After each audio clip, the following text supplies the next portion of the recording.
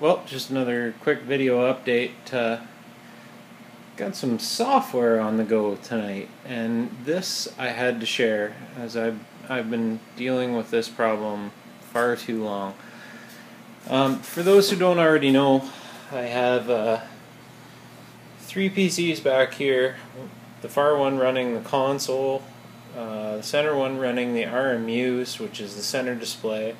This Xeon monster is running the Jet 45, PFD, and MFD on the first officer sides, and then I have the FSX PC, which creates kind of a nightmare for interface with keyboards and mice and whatever. And this is the console PC, and I'm sorry, this is going to be shaky and all over the place. I'm probably going to have to get the girlfriend to help me videotape this stuff once in a while. But these are touch screens, and they do work reasonably well, but they leave something to be desired. So I've always had this as a backup. This is a wireless touchpad mouse and keyboard, and it was interfaced to that. And the mice for these ones are kind of all over the place for those displays. And then I had the FSX main PC mouse stretched over to here. Well, tonight I eliminated all of it. I don't need any of those anymore. So finally, it was thanks to I got looking. I'm trying to interface these encoders. Long story here, but these encoders are not interfaced yet, and I have a POKeys Ethernet version to interface them, but I need to write to FSU IPC offsets for it to affect the Jet 45 displays. I've not found an easy way to do that, so I actually contacted a gentleman. I'm sorry if I get the name wrong. Rudiger. He is the programmer for the FS Symphony program, which is an interface for the POKeys Ethernet card. He wrote it. It's freeware, freely available. Do a Google search for FS Symphony or POKeys 56E. It'll come right up. Maybe I'll try and put a link in.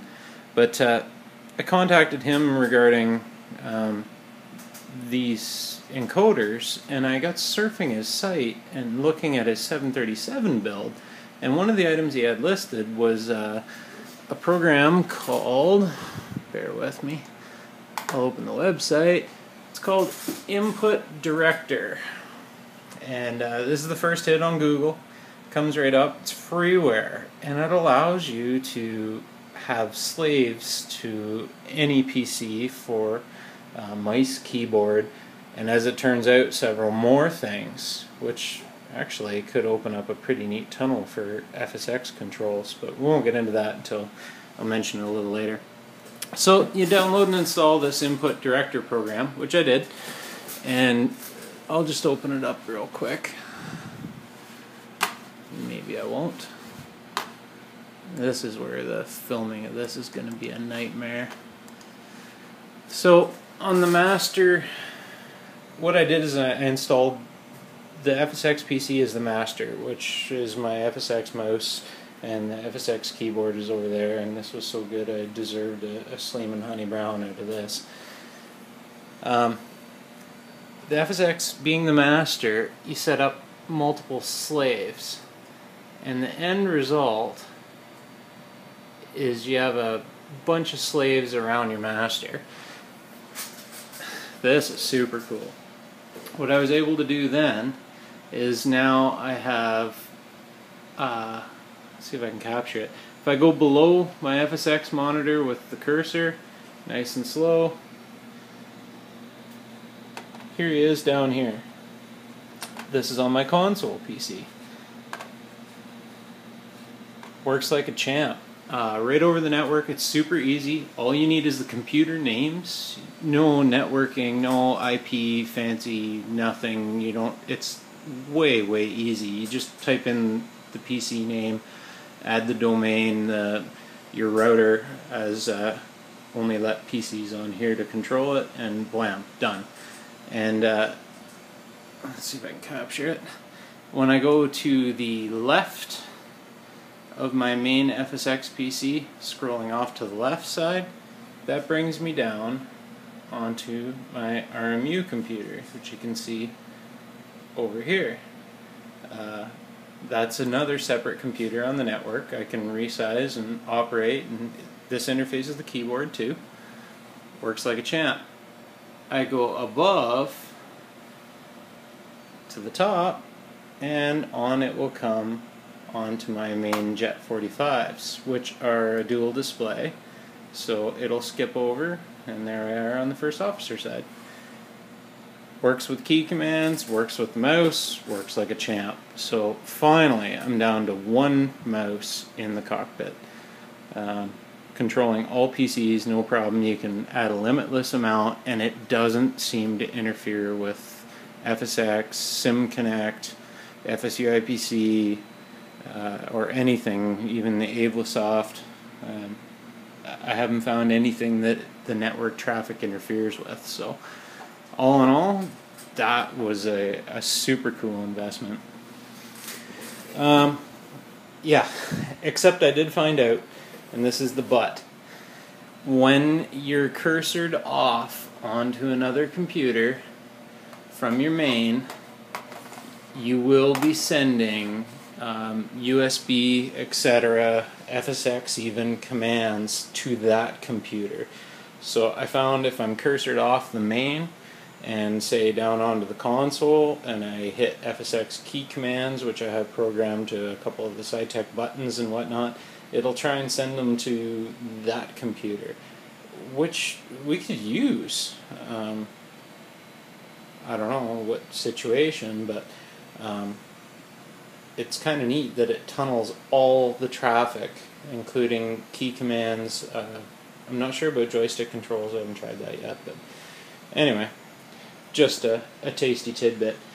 One last thing that I did tonight, I've done extensive videos earlier on these monitors. These are pretty cheap USB touchscreens, uber cheap actually.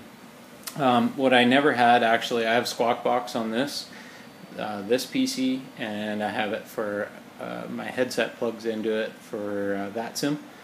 But what I did tonight is I just took I found this in my junk bin and hooked up a headphone male-to-male to the monitors. They have speakers built in, volume control, remote controls, the whole bit. And now, now comes the really lazy, silly part. Now that I can control, sorry, takes some doing to get the mice.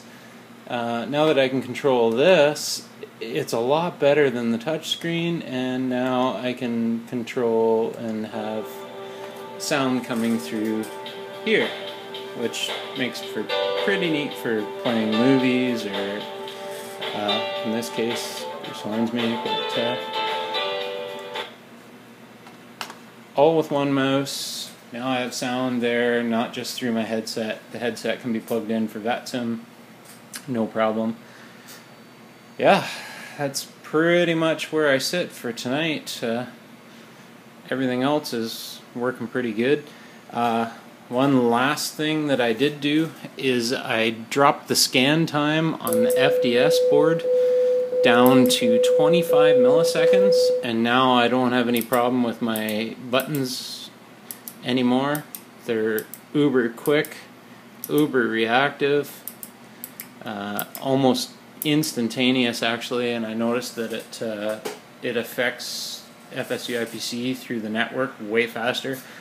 I did basically essentially make it twice as fast, but I wasn't sure what it would do to the CPU loading or anything, but this i7 here, it should be able to handle it without a problem, and I haven't seen any problems.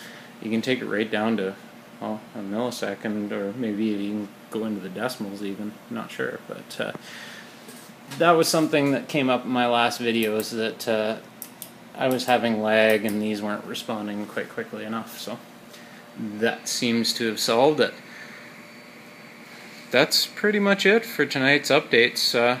One mouse, essentially 4 computers, numerous monitors. You do have to set up, tell the master how many, you just tell the master program how many monitors each slave has, and it actually figures out the orientation all on its own. You can override it if you have to, because this one, the console PC, is a dual display.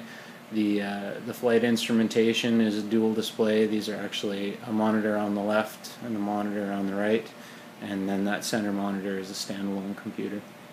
So once it was set up, literally it takes less than a minute or two to set it up, and works like a champ. So yeah, I'm really glad. I can't believe I lived with I won't even show you the mouse and keyboard mess that I was dealing with before every time I had to change a gauge. Hindsight, the only thing I would have done different is a VNC viewer or something of that remote desktop for the center PC. I can't get to my start menu. I can't do much with it now that the MIP is bolted down. And so when I have it off to put this last bezel in, last thing I've got to do is put some kind of a remote desktop on there so I can affect the software easily, but at least I can drag and move gauges and whatnot now with the same mouse for FSX. So working out pretty good. Pretty happy with it. Thanks for watching.